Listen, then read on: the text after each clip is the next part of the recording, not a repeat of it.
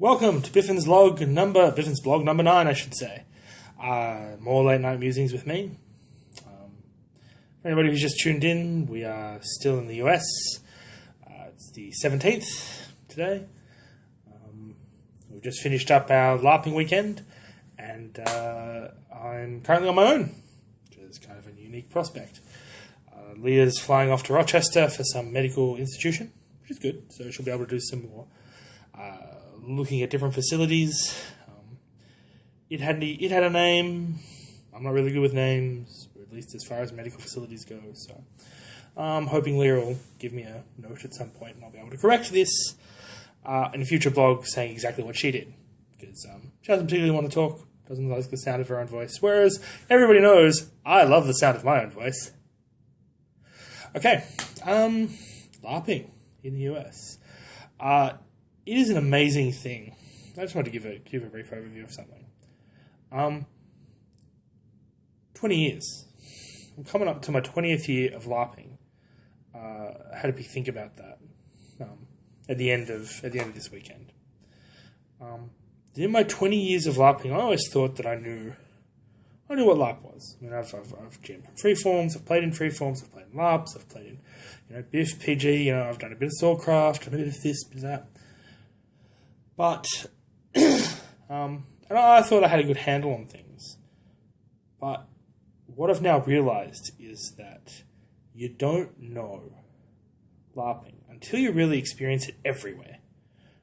So the people who go to Drakenfest and they come back and they say, we've experienced LARPing, I'd say go to the US. Highly recommend you experience it, and there are such a diverse community of LARPers here. Really go and experience it all, because I can tell you now that I'm going to hopefully get Luke to do a blog, or at least sit with me and give me a list of his experiences and stuff, because I've just looked on Facebook, I've seen pictures of their LARP, and their LARP is completely different from the LARP that I just went to. The LARP that I just went to was, trying to think how to describe it. It was like a trip to the past, and yet was so valuable that there are things there that they do so well that I'm looking forward to hopefully using. Where to start? So Shards of Macedon is the name of the LARP that I went to.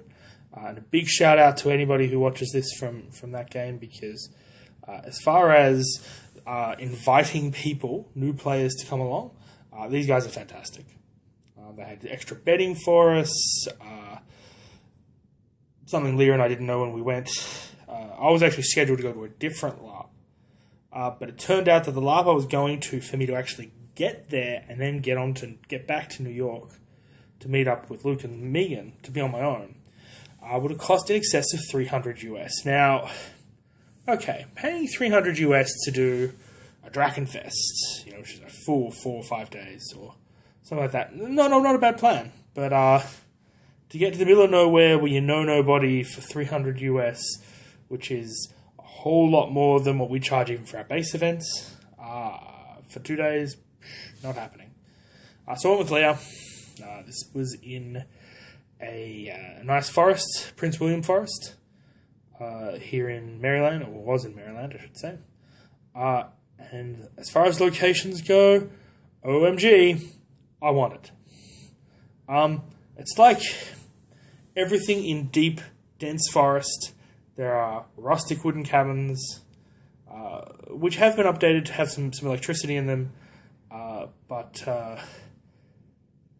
man, just the look is fantastic. If they could just upgrade some of the facilities, it'd be even better. Especially because we do look at the facilities that we have, especially, Riddles Creek, the scout camps around there are very good facilities. These beds were awful. When we've experienced bad bedding before and we're all like, oh my god, it's terrible. You just throw that out of the window, because this bedding sucked. Makes matters worse. Although Leah and I did experiences, I did witness 2 other people. Apparently the place has ticks. Ticks give Lyme disease. This is a little bit of a shocker for me. I'm used to leeches. I had seen a couple of leeches during my LARPing career, various sites, but ticks Definitely a new one. And a little bit more terrifying because they're describing how to get rid of a tick. You need tweezers. You need to pull them out. Now, I haven't noticed any tweezers or ticks on me, thankfully, which is very important. And I'm hoping that we will be able to have them removed. If well and truly, they'll hopefully be removed. But I haven't seen any. Hopefully we won't develop Lyme disease, which is apparently the biggest killer. To this LARP, apparently, is that, occasionally someone will not know how to deal with a tick and will just bite it off. And apparently it's awful. Ticks are bad. Nothing to say about the television series The Tick, but ticks in the environment, very bad. Apparently they want chickens. Chickens eat ticks. Another useful point. As far as the LARP, organizationally, it's like... How am I going to describe this? For players who play Biff, so it's semi-freeform.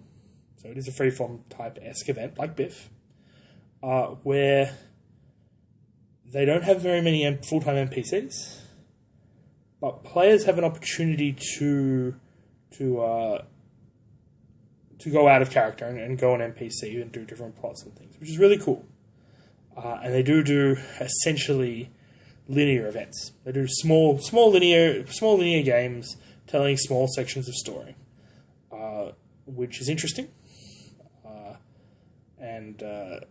but highly chaotic because people didn't know when things were happening. So there's lots of periods of stagnation where players would sit around expecting either an attack on the camp, and they are set around one location at the moment, so called New Haven, which is cool.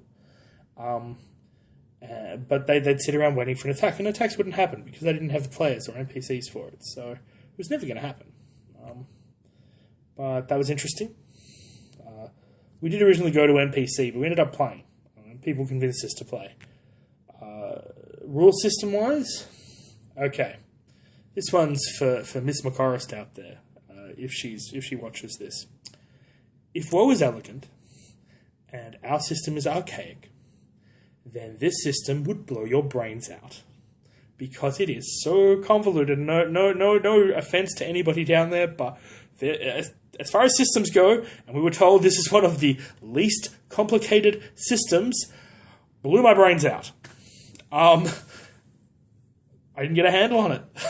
I'm pretty good at rules, I'd like to think. After all the different systems and role-playing games and everything, I'd like to think I can get a handle on it, but... there are calls after calls after calls you need to learn. Everything from attracting somebody towards you, repelling them, goading them, ignoring armor calls, which have a specific call, damage calls after certain conditions have been met. So, for instance, they have an ability called Brutality, or different abilities that have a trigger called Brutality. The Brutality trigger is when I hit somebody 3 times, on the 3rd hit, I can call whatever the Brutality trigger is. It's a very cool idea. Like, the Brutality idea is cool. I don't think I'd call it Brutality, but the idea is cool. It's just so much complication for a new player. Mind blown. Very much mind blown. So Leah and I had someone else create a character, essentially. Leah created a warrior, and I created a multi-classing buffoon, because this game is very combat heavy, very combat orientated. So we have non-combat classes. Even WoW has non-combat classes for essentially a combat game. We're on a lot of WoW, actually, in terms of amount of combat. But this game had very little in the way of role-playing NPC to PC, especially on games. On games, basically nothing but combat. And their magic is obscenely overpowered. They have personal teleporting, and this teleporting, and this... Oh, wow, it's just amazing. So I built a quasi-bard, because they just destroyed their own bard class. And I played a quasi-bard where I took charming abilities and a bit of healing because I found it, and then just took max strength, which only works in non-combative situations, apparently. So you can hit people for 1,000 damage, like you hit people for numbered damage, so we don't call single double but numbered damage. But when you hit somebody, strength doesn't apply. Doesn't apply to any of your damage calls. So I literally had this strength, overbearing strength. I can kick down doors, rip apart bars, because it just took max strength, break out of jails, but hit for nothing. Clumsy Smurf. Very cool. What this LARP did well, their world is engrossing. Absolutely. When I asked players in character about their world, they knew stacks. They're able to tell me things. They'd read their mythos. They loved their mythos. They loved the game. Their passion for the game is something that I hope our players have for our games. I do. And if you're not feeling that passionate, especially towards down tier, which is new, get involved. Help shape the world. These guys do. That's actually something that they've taken it upon themselves to help shape a world. So they have players submitting storylines to the story team, which is cool. I mean, I want to run a plot based around Septoria doing something stupid, mercantile, or deciding to be the Spanish and invade someone because it's dumb, but they can do that sort of shit. So I write to the GMs and I say, look, here's a plotline. Wow, pretty amazing. Conceptually, that was really cool. And their major storyline that they have is something player inspired, which is moving on, which I find is really, really cool. That was actually something that really surprised me and looked at. Not only that, but they have players donating things.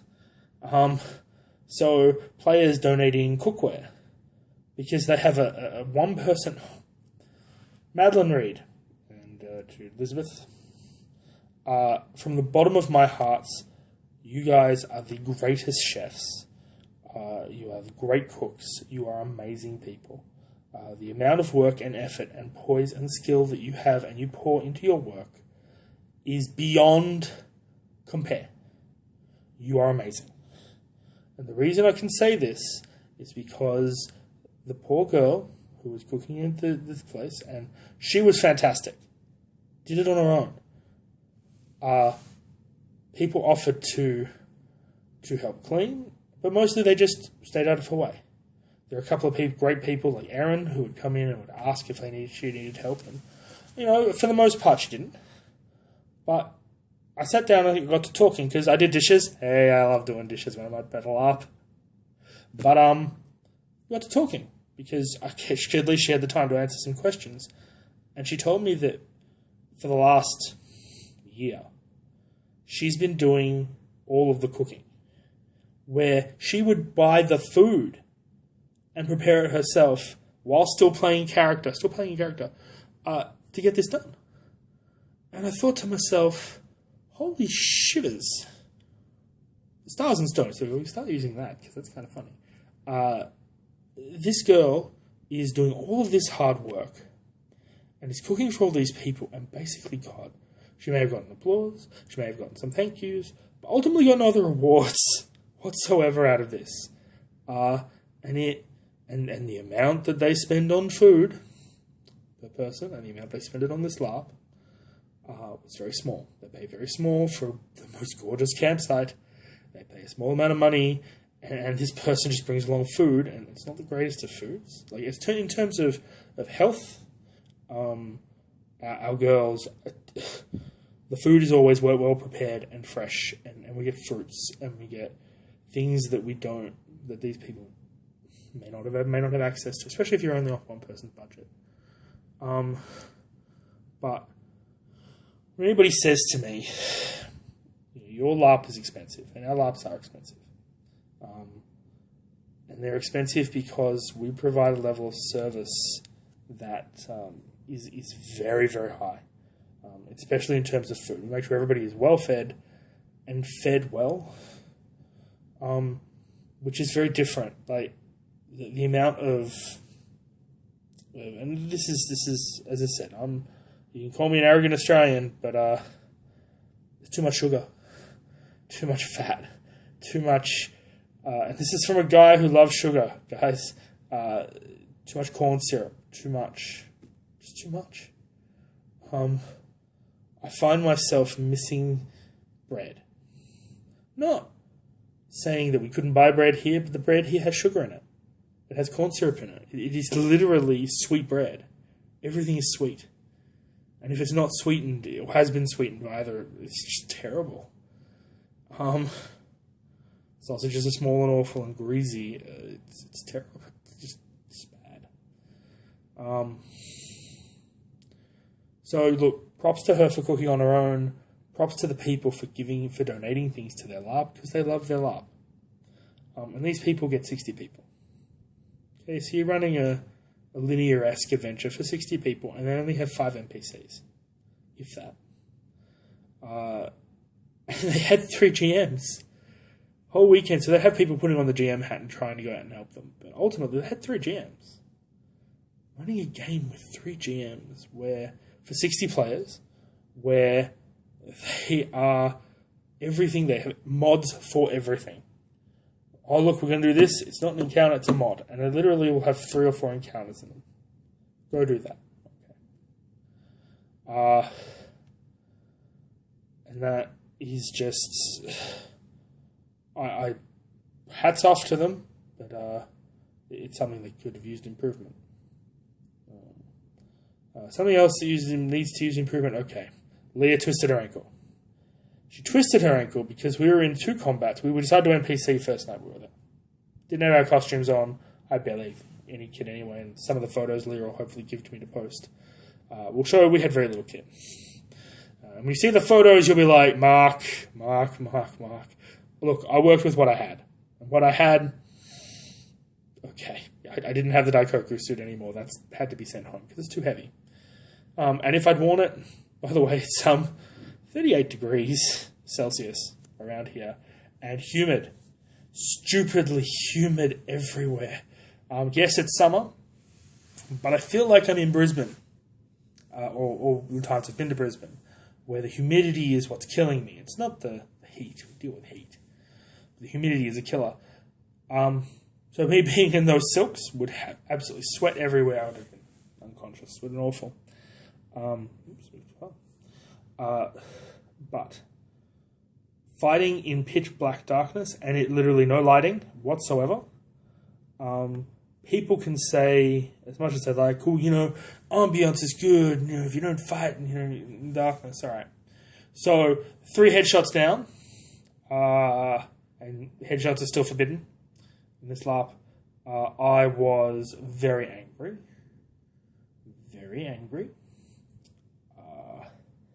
And I was seeing double. What I could see, I was seeing double. It was blurry. Which is probably a sign of concussion, which isn't good, but I staggered out of there, just put my hand on my head and walked out, because I was just... And someone still wanted to gave me a couple of shots on the way out, too. And I'm like, I'm going, but that it... Yeah, pitch black darkness in the middle of a forest. And the party of Oak, we're playing a party of demons. We're going to screw somebody else's camp over, where supposedly we're going to be ambushed. We're supposed to ambush this camp, but these PCs have learned and they're going to ambush the ambushers. So, theoretically, it should have been a decimation. Except, we had stats.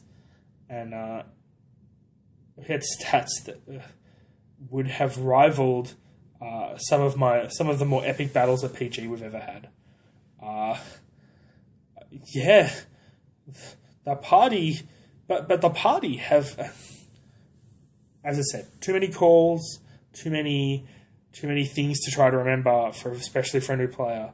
So when you're trying to remember that, okay, I have 30 hit points. 30 hit points is good. Not a problem. Can I remember 30 hit points? Okay. I have X strength.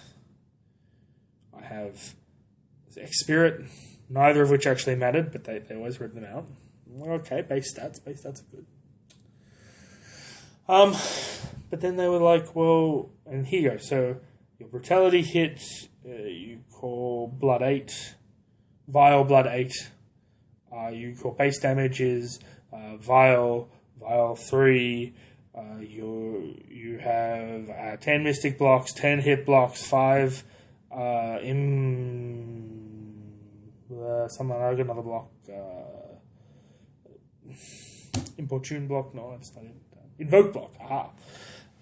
You also have these 4 offensive abilities, which you can use, and you can decapitate people on the ground. The NPCs, by the way, were all of the opinion that you need to kill the party members. Don't hesitate. Just kill them, because they'd kill you if they were NPCing. So kill them. That's what you're there for. You're there to kill them. Even though our concept of proof of concept was trying to get to a certain point so that you've run into this, to indicate that you've gone into this encampment, you've killed some people. No, you're forget the goal. The goal is to kill the party, theoretically, in the darkness. So you've got spell packets flying at you. You've got people with pole arms throwing at you, swinging stuff at you. I'm trying to remember all these things. And then I've got the first headshot. And I'm like, all right, I've got the first one. Well, the guy has walked up to me now. I was really thankful. And he was one of the gentlemen who Leary had been communicating with. So he walked up, he made sure I was okay. But the guy next to him has taken the opportunity to swing at me and hit me in the head. And I'm like, wow. And the guy to his right has swung at me, at which point I was dead. I just dropped the third headshot in a row, and I was gone. And I got back, and they said, did you enjoy that? Yeah, you got to hit the party. And the first guy, and I staggered into him, because I could see 2 of him, and I picked the wrong one, obviously, and ran into him. And he's gone, we have an alcohol policy. I think I just broke out into laughter. Lear, on the other hand, has looked at me with this look of... I'm sorry, I'm scratching my leg. This look of, Mark's not well. Mark at least doesn't just run into people. So I ran out. So I got there. But the moment we got back, we had to go back out again. And this is at midnight. We've now... Gameplay doesn't stop till 4 in the morning. You can retire anytime you like, but gameplay doesn't really stop until 4 in the morning. So we went out, we were goblins. We had to go to the tavern and find or about this cloaked figure, which I learned later was an NPC, was a player who had decided to run amok and slaughter goblins and release demons and just be an absolute jerk, for jerk's sake. So we were there looking for him. We were goblins. And we were not a threat to anyone in the slightest. We all had basically 3 hit points. Your average warrior does 2. Mooks do 1. And I'll get into this more in a second, but I had probably the worst moment of this LARP when I watched a player who was a jerk. I would use stronger language, but he's a jerk. Kill another player. Her sole crime was we weren't harming anybody. He was taking sniping shots and killing us one at a time with his supremely overpowered magical power. You like the guy calling Decker the peasant. The peasant just explodes and pile of giblets. But she came and healed it. She healed me 4 times. It dropped 4 times. She healed me 4 times, and they're having this discussion, and she's saying, I worship a goddess of life. They haven't hurt anyone. They haven't done anything. Don't kill them. They don't deserve this. And I thought to myself, you know what? And I role-played with this woman. Because I keep getting brought to life, and they have a weakened. You're in a weakened state, so I'm in a weakened state, and I'm talking to her and I'm thanking her, and I want to know about her God while she's still healing me, and I'm still getting brought back to my feet. And the idiot came over and killed me again. They're having another discussion. She's like, just let him go. Okay, I'll pick him up. I'll take him outside. Don't hurt him. He'll leave. They'll leave. And this guy who's literally just slaughtering people, slaughtering all the goblins, on his own with his super magic powers. Ooh, no mana. One other thing. Abilities, all this magical power that people are throwing around, there's no mana. It's basically per encounter. And it's as many packets as you have. So imagine all the damage dealing spells, 3 or 5R, or even Dantier. Well, there's no mana, so you just keep doing it. If I was a fighter, I'd feel pretty overwhelmed. And some of the magical stuff and the calls they make. Mages of the bomb, as Phil would probably quite rightly point out. But this woman heals me again, and I've begged the guy for mercy this time. I'm begging him. I don't want to die. He's like, oh, okay, and kills me anyway, because he's that sort of a player. She picked me up. She dragged me outside. She stabilized me. She heals me again. He drops me again.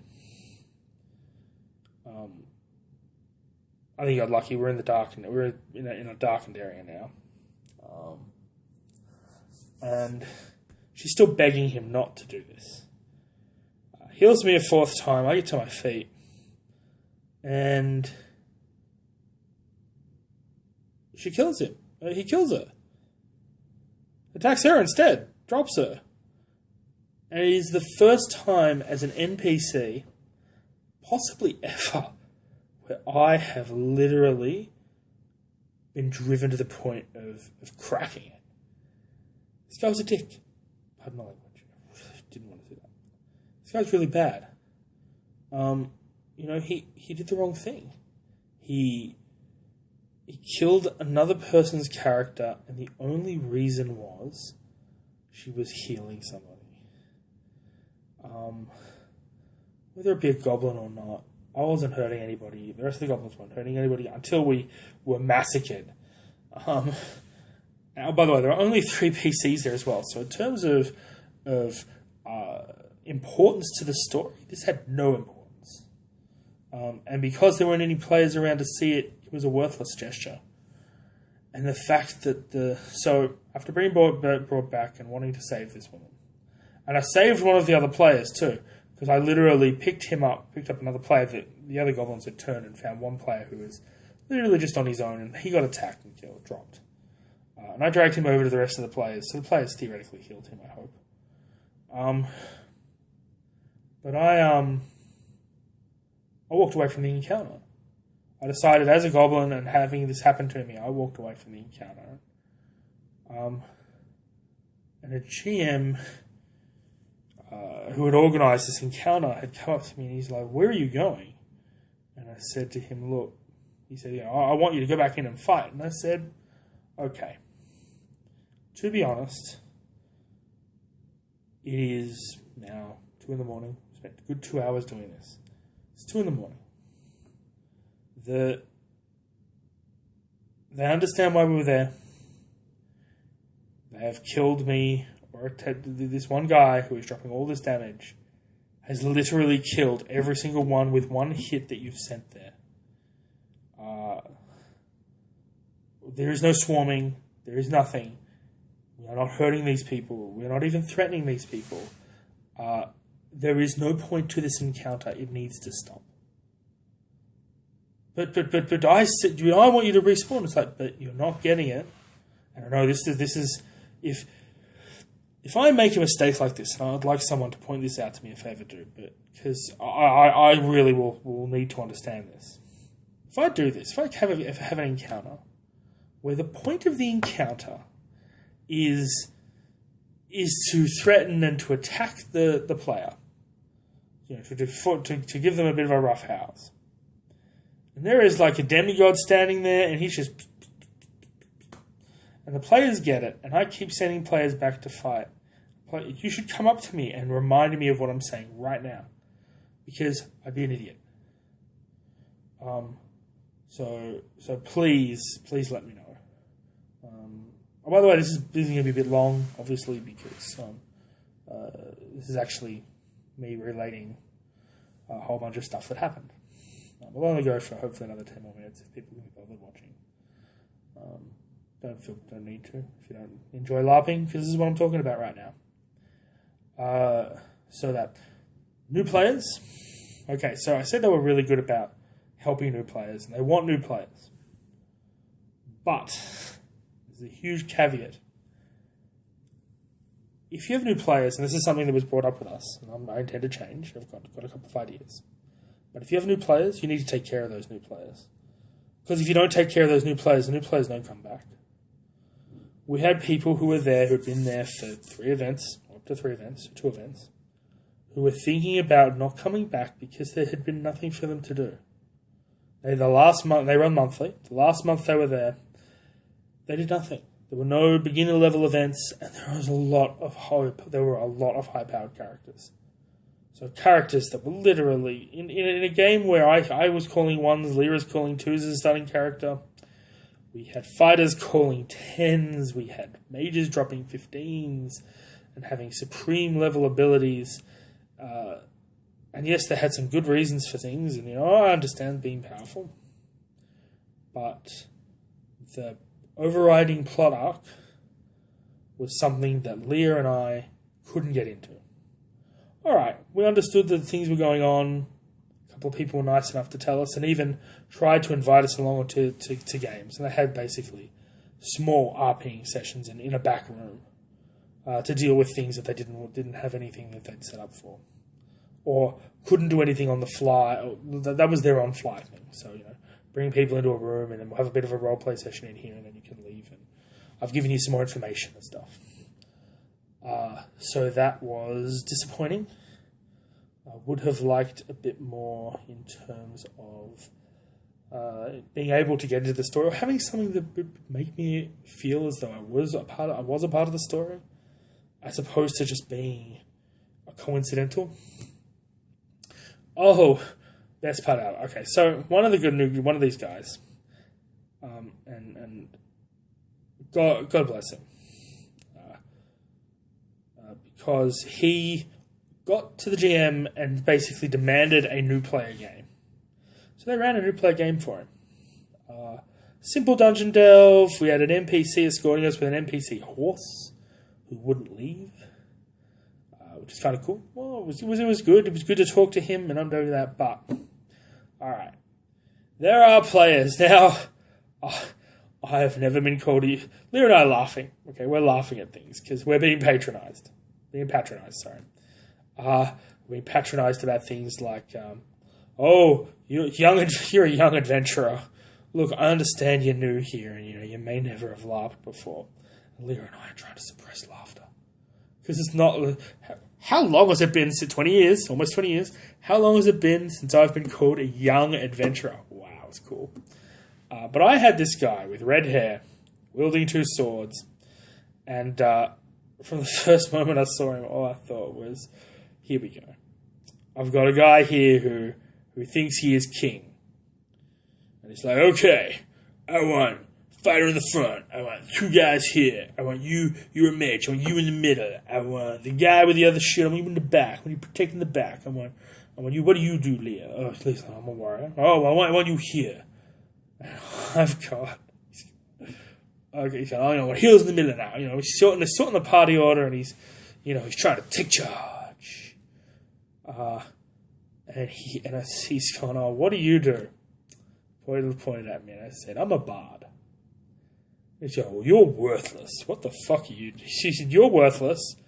You may as well just stay around in the middle because you're not going to do anything.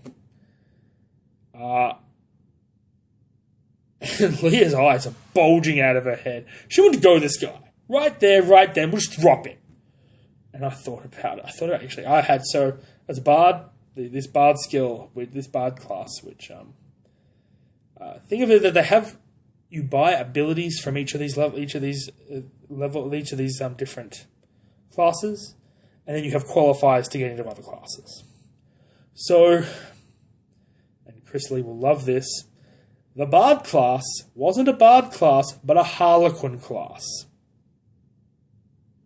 So, it had a couple of bard-like abilities, and then it had laughing god abilities. So you do this mask and you pretend to be a thief, or pretend to be a rogue, or a fighter, or a cleric, and you can have those abilities instead. I ignored that. I didn't have a mask, so I just took the funny abilities that I liked, which was immunity to charm, and charm. So the ability to charm things, which I thought was cool. And then I took healer abilities as well, so I had some really cool healing abilities that was happening.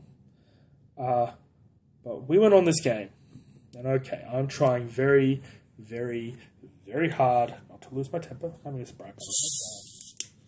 I'm waiting because I'm thirsty. Which almost spilled everywhere, which is not good. But we went on this adventure, and you can tell that it wasn't the greatest written adventure because the stats were terrible. We fought against people who had stats which were far superior to ourselves. We got to the final encounter and was dropped. Cheers.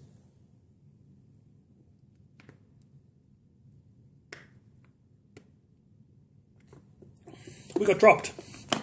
Almost to a man, except for the red-headed guy with two swords. We had undead that kept getting up. There was a statue in the middle. Statue in the middle, the guy has a mask on. We've been told it looks different. Obviously, it needs to be removed. Okay. Understood. Worked out what the problem was. Fixed the problem. Okay. We're at a bottleneck. There are magical runes behind us that will destroy us if we stand on them. And the three undead statues things that are coming towards us, instead of moving into the room and engaging the center statue with the giant hammer with the mask on, the party decided to just stop and fight these things that just kept coming back. And they're wondering why the party keeps going down, and they didn't understand why. Well, to put it bluntly, they dropped us. They dropped the guys, two guys with a shield. One had a massive door shield. Like I haven't seen in years, but the massive, literally, door. He had a door cut out. It's fucking amazing. They dropped us. And we're literally standing there, and the NPC is standing there healing us. And, it's the omnipotent, I'll get you back on your feet, I'll follow the rules, but I'm so powerful that I'm just going to get you back up. At which point, yay, once again, I have to come to the rescue. I'm older and therefore wiser. So me with my puny sword, to make matters worse, okay, I called myself Hazi. I'm an idiot. But I roleplayed through that, because at least that gives me a role-playing character that I already know and can do that. But you know what? Should have gone the Wazir. Should have just brazenly walked in, brazenly fixed the problem. Instead, so I've run in with my pitiful little short sword, because I took a short sword. Could have taken any of the weapons and I took a short sword, because I'm an idiot. Because I didn't want to fight. And here I am, running around this giant hammer-wielding statue, while avoiding, now unfortunately, of the three NPCs that were doing the undead statues, one of them was an older woman, who, they had a nice ratio of women to men, by the way, really thumbs up on that. Just shows you just a really strong culture of LARPing there is in the US. But she just kept fighting like a whirling dervish with two weapons and basically butchered the party. And kept butchering the party. The other two sort of realised, holy shit, we're about to TPK the party, and didn't. They kind of held back and waited and scratched their heads at what they were going to do. So, thankfully, the statue was standing on a plinth. So I realised my pitiful little short sword was going to do just scratched a little. So I ran around it a couple of times. It got confused. Thankfully, the red-headed guy acted just like I knew he would. Attacked it because it started to move. Drew it away far enough off the plinth so I could literally go. And I had to call the GM because the GM... I'm trying to ask questions. The GM's just ignoring me. So I literally had to break immersion to go, hey, GM, I need some help. Whoa, what? It's like, okay. Can I lift this plinth off? Oh. Why? I'm strength 15. I'm going to lift this plinth off the ground, and I'm going to lob it at this statue's head. I'm going to break the head off. Because that seemed like a really good idea. And I did the, one I pick up this plinth, two I pick up this plinth, blah, blah, blah, up to 5. 5's a big number. When you're in the middle of combat, you're losing. Got it, smashed its head off, mask flies off. Now, this is where, as a GM, I'd have made the call to just end the combat. Because there's only me standing at this point. Me and the redheaded guy are still the only guy standing. So you could give the non-combatant who's come up with a unique solution a win, or you could not do that and instead disappoint people. So instead, fuck that. We went with a disappointment instead. So instead, I knocked its head off. It's suddenly blind and is just reacting to people hitting it. But the giant hammer is so large that it makes some of Dave's weapons look small. And they're just buffer weapons. Some of the guys may have had some Kalamazoo weapons. Some of them may have had some epic gear weapons. But for the most part, we're talking taped foam. Or we're talking... The hammer was literally just a square bit of foam attached to a stick. Well, to a pipe. Which we swing around. So it had some good hefty weight. It knocks the crap out of me. It was pretty bad. No, so instead, don't end the combat. We'll just keep going. Just keep going. We won't let the skeletons regenerate, and we'll pull some Deus Ex so that a couple of the other players are now immune to damage and can be healed back to full in this moment. Yeah, so I was a bit disappointed with that. Because the party got mauled, so I would have stopped. As a GM, that would have been my call. It wasn't, so I was left to scratch the statue a bit until the other players murdered it. Yeah, that was that. A bit of a disappointment for a new player game. The other new player, the idea that they had was to do a Fae tea party, which was good, and this would have been a fantastic concept because all the new players went on it again, almost all the new players, except one of the GMs decided to invite an old character who didn't even qualify to be there, and ironically enough, it's the same guy who killed the woman the night before. Who's barged himself into this thing because he wants to be self-important. And what's worse is that, as Leah will tell you, Leah twisted her ankle playing a goblin. And instead of making sure Leah was okay, he made sure that Leah was dead. Because that's the most important thing as a player. Kill the NPC. Don't worry about the person. So, safety-wise, we are... very good. I'm very happy about that. I'll end this here, and I'm actually going to tape this some more. I'm just going to pause this. And I'll be back with part 2 very shortly. See you in a moment.